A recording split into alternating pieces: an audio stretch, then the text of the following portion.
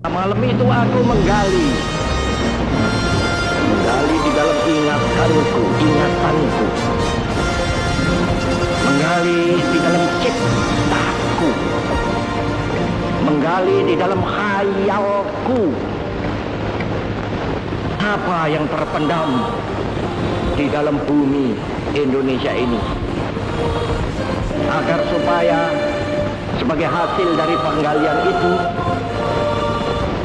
dapat dipakainya sebagai dasar daripada negara Indonesia merdeka yang akan datang. Sudah terbukti bahwa Pancasila yang saya gali dan saya persembahkan kepada rakyat Indonesia, bahwa Pancasila itu adalah benar-benar satu dasar yang dinamis, satu dasar yang benar-benar dapat menghimpun segenap tenaga rakyat Indonesia, satu dasar yang benar-benar bisa mempersatukan rakyat Indonesia itu untuk bukan saja mencetuskan revolusi, tetapi juga mengakhiri revolusi ini dengan hasil yang baik. Maka aku adalah sebenarnya utusan, wakil daripada revolusi Indonesia. Revolusi Indonesia ini bukan revolusi Soekarno, tetapi revolusi daripada seluruh rakyat Indonesia, dari Sabang sampai Merauke. Proklamasi. Kami, bangsa Indonesia, dengan ini menyatakan kemerdekaan Indonesia. Hal-hal yang mengenai pemindahan kekuasaan dan lain-lain diselenggarakan dengan cara saksama dan dalam tempo yang sesingkat-singkatnya. Jakarta, 17 Agustus 1945, atas nama bangsa Indonesia, Soekarno, Hatta.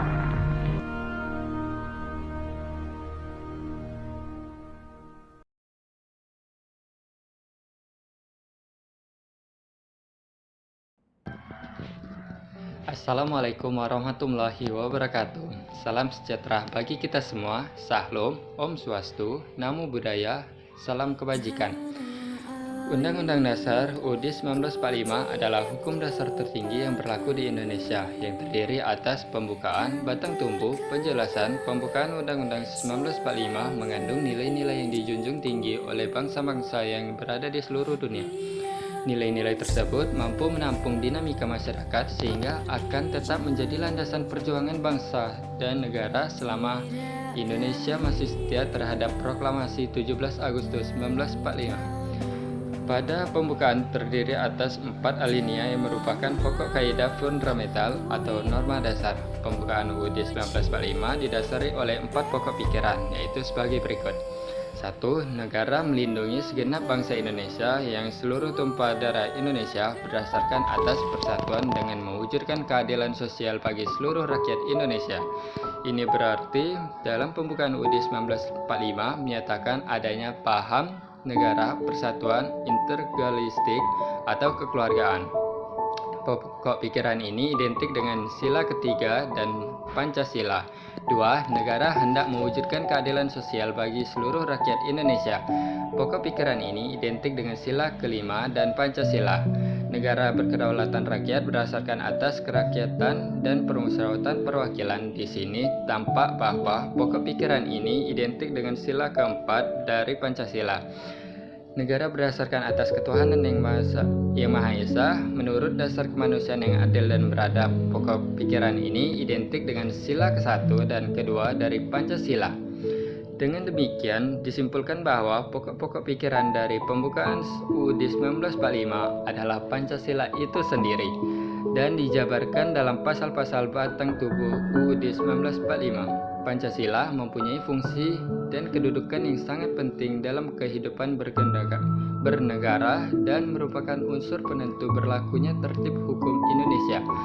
pembukaan UUD 1945 maupun Pancasila tidak bisa diubah maupun diganti oleh siapapun, karena mengubah ataupun menggantinya berarti membubarkan negara. Proklamasi 17 Agustus 1945, karena Pancasila merupakan fundamental terbentuknya bangsa Indonesia.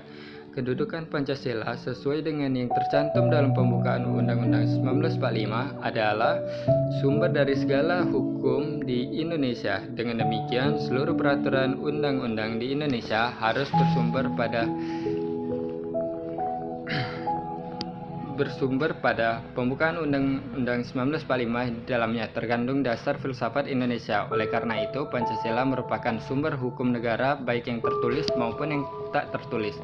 HAM adalah Pancasila sesungguhnya, telah dirumuskan dalam pembukaan Undang-Undang 1945 yang kemudian diperinci di dalam batang tumbuhnya, yang merupakan hukum dasar hukum yang konstitusional dan fundamental bagi negara Republik Indonesia. Perumusan alinea pertama pembukaan undang-undang membuktikan adanya pengakuan HAM ini secara universal. Ditegaskan di awal pembukaan UUD itu tentang hak kemerdekaan yang dimiliki oleh segala bangsa di dunia. Oleh sebab itu, penjajahan di atas dunia harus dihapuskan karena tidak sesuai dengan pri kemanusiaan dan pri keadilan. Hubungan antara Pancasila dan HAM di Indonesia dapat dijabarkan sebagai berikut. 1. Sila ketuhanan yang Maha Esa menjamin hak kemerdekaan untuk memeluk agama, melaksanakan ibadah, menghormati perbedaan agama. 2. Sila tersebut mengamanatkan bahwa setiap warga negara bebas untuk memeluk agama dan kepercayaannya masing-masing. Sila kemanusiaan yang adil dan beradab ini mendapatkan hak setiap warga negara pada kedudukan yang sama dalam hukum serta memiliki kewajiban dan hak-hak yang sama untuk mendapat jaminan dan perlindungan undang-undang.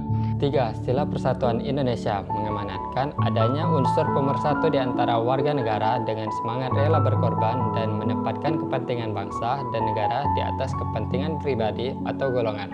Hal ini sesuai dengan prinsip HAM Pasal 1 bahwa semua orang dilahirkan merdeka dan mempunyai martabat dan hak-hak yang sama.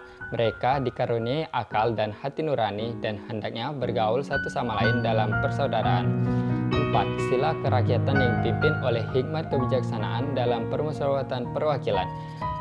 Dicerminkan dalam kehidupan pemerintah, bernegara, dan bermasyarakat yang demokratis, menghargai hak setiap warga negara untuk bermusyawarah mufakat yang dilakukan tanpa adanya tekanan, paksaan, ataupun intervensi yang membelenggu hak-hak partisipasi masyarakat. Inti dari sila ini adalah musyawarah dan mufakat dalam setiap penyelesaian masalah dan pengambilan keputusan, sehingga setiap orang tidak dibenarkan untuk mengambil tindakan sendiri atas inisiatif sendiri yang dapat mengganggu kebebasan orang lain. 5. Sila keadilan sosial bagi seluruh rakyat Indonesia, mengakui hak milik perorangan dan dilindungi pemanfaatannya oleh negara serta memberi kesempatan sebesar-besarnya pada masyarakat. Asas keadilan dalam HAM tercermin dalam sila ini, di mana keadilan di sini ditunjukkan bagi kepentingan umum, tidak ada perbedaan atau diskriminasi antara individu. Sekian dari kelompok kami. Apabila ada salah kata, saya mohon maaf. Saya akhiri. Wabillahi taufiq wal hidayah. Wassalamualaikum warahmatullahi wabarakatuh.